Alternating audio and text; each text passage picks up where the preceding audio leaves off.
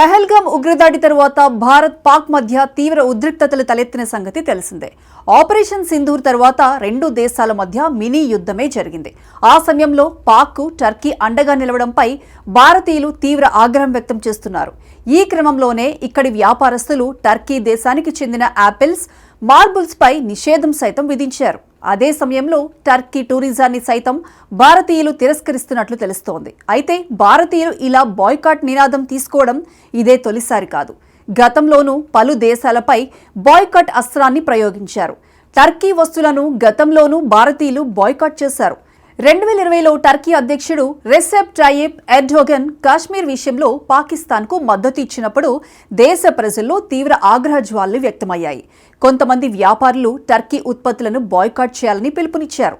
అయితే ప్రస్తుతం జరుగుతున్న స్థాయిలో మాత్రం ఈ బాయ్కాట్ ఉద్యమం జరగలేదు. దీంతో టర్కీకి పెద్ద ఆర్థిక నష్టం వాటిల్లలేదు. చైనా 2020లో గాల్వాన్ లోయలో భారత్ చైనా సరిహద్దు ఘర్షణల తర్వాత ఇరు దేశాల మధ్య ఉద్రిక్తతలు పెరిగాయి. చైనాతో ఘర్షణలో 20 మంది భారత సైనికులు సైతం మరణించారు. దీంతో డ్రాగన్ పై తీవ్ర ఆగ్రహం వ్యక్తం చేసిన భారతీయులు బాయ్కాట్ చైనా అనే హ్యాష్ట్యాగ్తో ఒక ఉద్యమానికి తెరలేపారు. చైనా నుండి దిగుమతి చేసుకున్న ఎలక్ట్రానిక్స్, గృహోపకరణాలు, బట్టలు, బొమ్మలు, ఇతర వస్తువులను కొనుగోలు చేయకూడదని ప్రజలు పిలుపునిచ్చారు. ఆ సందర్భంలోనే వోకల్ ఫర్ లోకల్, ఆత్మ నిర్భర్ భారత్ వంటి ప్రచారాలు ఊపందుకున్నాయి. అటు భారత్ సైతం ఆ సమయంలోనే tick talk, WeChat, UG browser సహా 200కు పైగా చైనా యాప్లపై నిషేధం విధించింది. కెనడా 2023-24 ఖలిస్తాన్ ఉద్యమానికి సంబంధించి 2023-24 మధ్య భారత్ కెనడాకి మధ్య ఉద్రిక్తతలు పెరిగాయి. భారత్లో చీలికలను ప్రోత్సహిస్తున్న ఖలిస్తాన్ ఉగ్రవాదులకు కెనడా అండగా నిలవడాన్ని భారతీయులు సహించలేకపోయారు.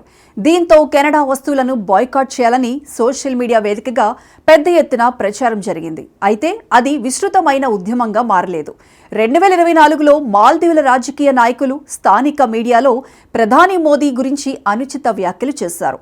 ఇది భారత్లో తీవ్రమైన ఆగ్రహానికి దారితీసింది. మాల్దీవులు భారత్తో సన్నిహిత సంబంధాలు కలిగి ఉన్నప్పటికీ ఈ వ్యాఖ్యలు ద్వైపాక్షిక సంబంధాలను దెబ్బతీశాయి. ఈ నేపథ్యంలో సామాజిక మాధ్యమాల్లో బాయ్కాట్ మాల్దీవ్స్ హ్యాష్ట్యాగ్ ట్రెండ్ అయింది. మాల్దీవులను గణనీయంగా విజిట్ చేసే భారతీయులు అక్కడ టూరిజాన్ని బహిష్కరించింది.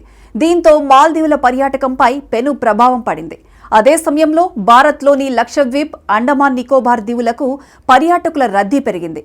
ఇక పాకిస్తాన్పై అయితే ఎప్పుడూ బాయ్కాటే. భారత్, పాకిస్తాన్ మధ్య దీర్ఘకాల ఉద్రిక్తతల కారణంగా పాకిస్తాన్ ఉత్పత్తులు లేదా సేవలపై అనధికారిక బాయ్కాట్ ఎల్లప్పుడూ ఉంది. అయితే రెండు దేశాల మధ్య వాణిజ్యం చాలా పరిమితం కాబట్టి ఇది స్పష్టమైన బాయ్కాట్ ఉద్యమంగా కనిపించదు. క్రికెట్ మ్యాచ్లు, సాంస్కృతిక కార్యక్రమాలను పాక్ నిర్వహించడాన్ని బీసీసీఐ తదితర భారతీయ సంస్థలు ఇప్పటికే నిషేధించాయి. తాజాగా సింధు జలాల ఒప్పందాన్ని సైతం భారత్ బ్రేక్ చేసింది.